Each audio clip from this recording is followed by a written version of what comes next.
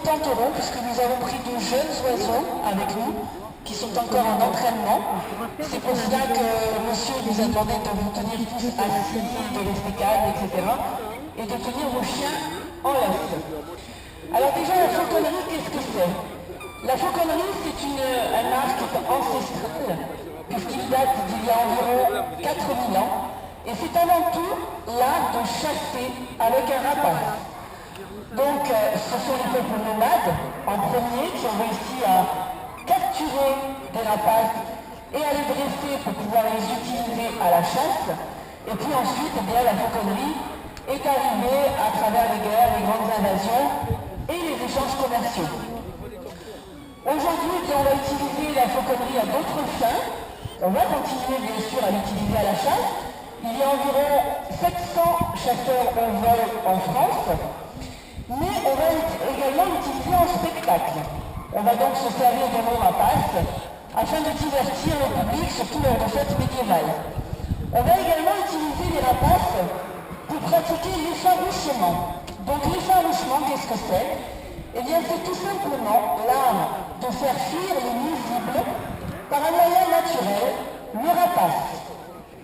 On va donc mettre l'oiseau en condition de chasse, on va lui faire pratiquer un acte de chasse, en lui mettant cependant, toutefois, certaines difficultés, de manière à ce qu'il ne puisse pas attraper la proie, ni simplement l'effaroucher, lui faire peur et la faire fuir.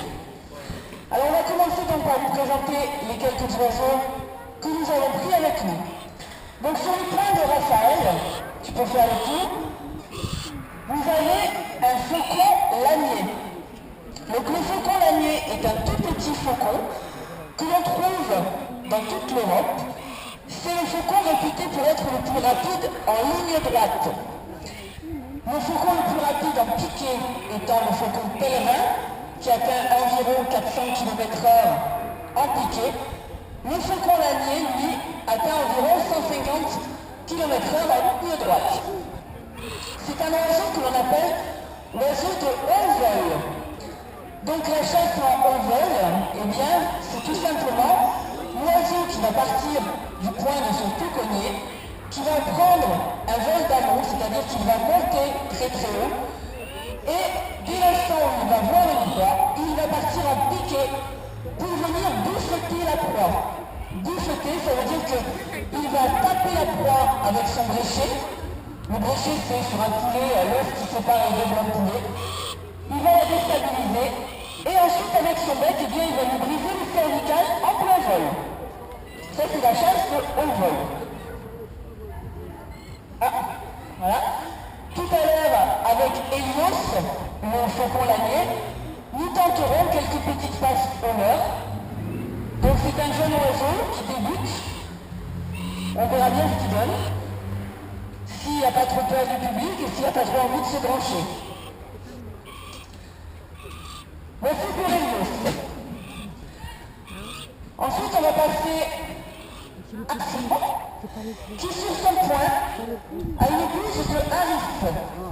La bouche de harif, c'est également l'oiseau que l'on appelle le petit aigle du Mexique. C'est un oiseau qui vit en Amérique du Sud, au Mexique. C'est un des rares rapaces à être grégaire, c'est-à-dire qu'il vit en groupe. En règle générale, en groupe de 3 individus. Une forme, donc une femelle, et 2 tiercelets. On appelle tiercelet le mâle chez le rapace, puisqu'il fait un tiers de moins que la femelle. Donc là, sur le point d'Assian, vous avez Hermione. Hermione, c'est donc une forme. C'est un jeune oiseau, elle aura 1 an au mois d'août. Donc elle est en entraînement, elle vole parfaitement bien avec nous. C'est sa 2e sortie en public.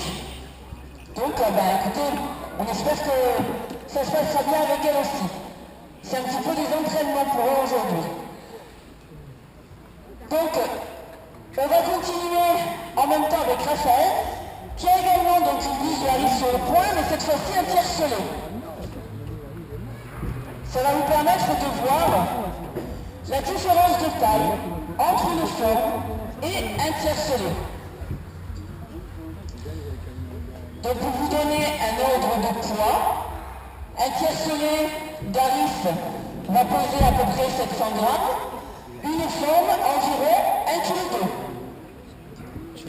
C'est un oiseau de bas vol. C'est un oiseau qui va partir du point de son fauconnier à l'attaque. Et qui ne va pas briser les cervicales de sa proie, mais qui va la saigner avec l'avion. Donc l'avion